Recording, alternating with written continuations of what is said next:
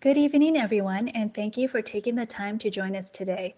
For those that do not know me, my name is Emily Sung, and I'm one of the founders here at EduBridge. I wanted to focus our talk today on my experience as a woman in an engineering field and how I got there and the challenges that I faced. First off, I spent my youth traveling across the United States and moving every few years due to circumstances in my father's job, who is an engineer himself. I've lived in Ohio, California, Utah, Illinois, and Massachusetts.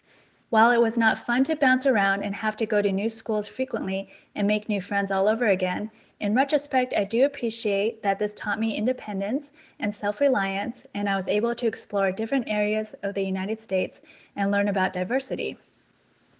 By the time I reached high school, our family settled down since my parents felt that it was important to go to a good high school. We ended up in Lexington, Massachusetts, and I attended Lexington High. It was considered a very good high school back then, and today it is ranked number 14 of high schools in Massachusetts by U.S. News and World Report. As a typical Asian family, my parents highly esteemed math and science and encouraged me to study the upcoming math course. Sorry, I got a little bit cut off. We studied the math. Sorry, I'm experiencing a little technical difficulty with my WeChat. But as I was saying, I studied math over the... Okay, sorry about that. I just switched my phone, so hopefully this WeChat application will be better. I was just saying that I studied math over the summer by borrowing textbooks a grade level ahead, and I was able to skip 2 grade levels of math this way. During my high school years, I also took as many AP classes as I could and sat the AP exams in the spring. In my generation, there was not as much push on the students to take advanced course loads and AP classes by parents or my peers, but it was more self-initiated by the students themselves. In today's world, with the advent of the internet, it's quite a different world. There are a lot more opportunities and easy to find resources today with just a click of a button. And there's also a lot more pressure I feel on today's students because it is expected for them to be well-rounded and focused and driven, and it is easy to find examples of the students that excel and see what they are doing. As at any high school, there are many students that excel academically, and while I did well and was considered a good student, what really pulled me ahead, I think, was that I really loved science. My freshman year, I was introduced to science fairs as we did not have these at my elementary or middle schools. At the first year that I did a science fair project, it was just a very basic science fair project, and I didn't get past my local level. But from attending the science fair, I was able to learn from other students and was inspired by them to come up with a more involved project that I expanded upon every year thereafter. The science fair also taught me how to present ideas in an engaging fashion, how to sell my research, and how to teach others what I have learned.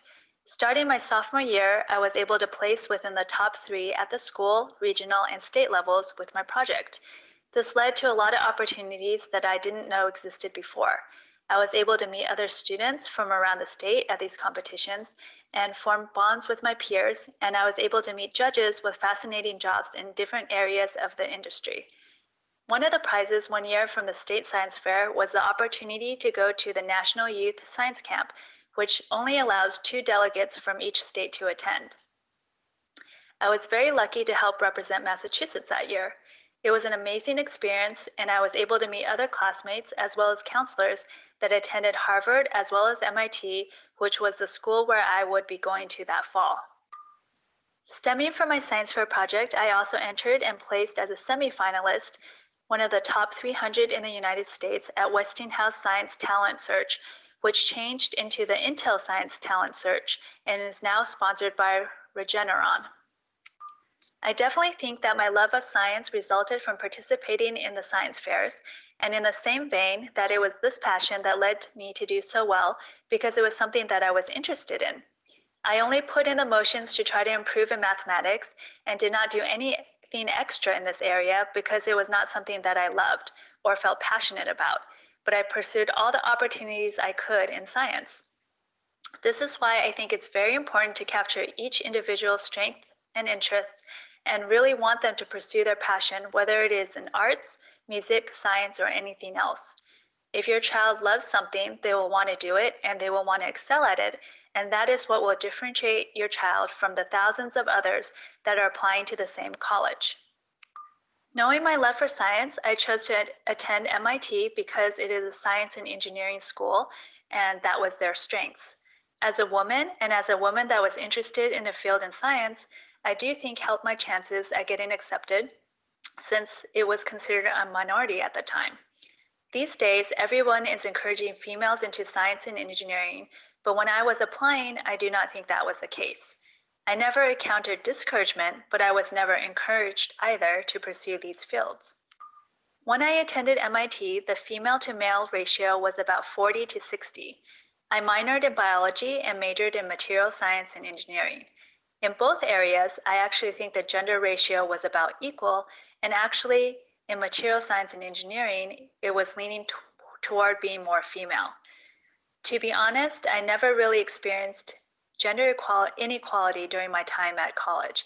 In the real world, however, especially in Silicon Valley, which is very tech-oriented, I did notice that most of my peers and superiors were predominantly male. There have been many studies on gender inequality in engineering fields, and it's highly indicated that women generally leave the field due to unsatisfactory work environment or lack of confidence in their skills. Upon graduation of MIT, I worked for Boston Scientific first, then Johnson & Johnson, and lastly at Abbott Vascular, performing research development in designing cardiovascular medical devices. I didn't realize at the time that when I joined Johnson & Johnson that I was receiving a salary much less than my male counterparts at the same level. I was notified by HR a few years later that they proactively bumped my salary to match the pay grade for those under the same level and title. I realized that this was a common theme among my female coworkers from talking to my friends, and learned from then on that you have to value your work and your worth, and you have to ask for raises and advancement. In an ideal world, we would expect our results and quality of work to show for itself and get rewarded accordingly, but in real life, you have to be proactive. It is not about bragging or self-promotion, but you have to value your own worth, and especially as a woman in a male-dominated field, you have to be more aggressive about asking for more resources, such as team members under your project, for more opportunities to advance in the workplace, and for increases in your salary. Studies have shown that males ask for raises 4 times as much as compared to women. In a study of 78 master's degree students, it was found that just 12.5% of women negotiated for their starting salary versus 52% of men. I myself contributed to that statistic, but learned quickly that if you do not value your work, no one will value it either. You cannot be afraid to ask for what you think is fair. It was while I was working at Abbott that I then started helping my friends and family with teenagers apply for college. I let them know my own experience and started reviewing their essays and giving tips for college interviews. While I liked working in research, I realized that I found working with students more rewarding. I met Sharon, and together we decided to start EduBridge as a way to help other families with students that were interested in college. So that was a little summary of how I ended up at EduBridge and some of the lessons that I learned along the way. So if there are any questions, I will open the floor to them, and hopefully I can answer them for you. Thank you. Thank you everybody for joining us today, and we hope you have a wonderful evening. Good night.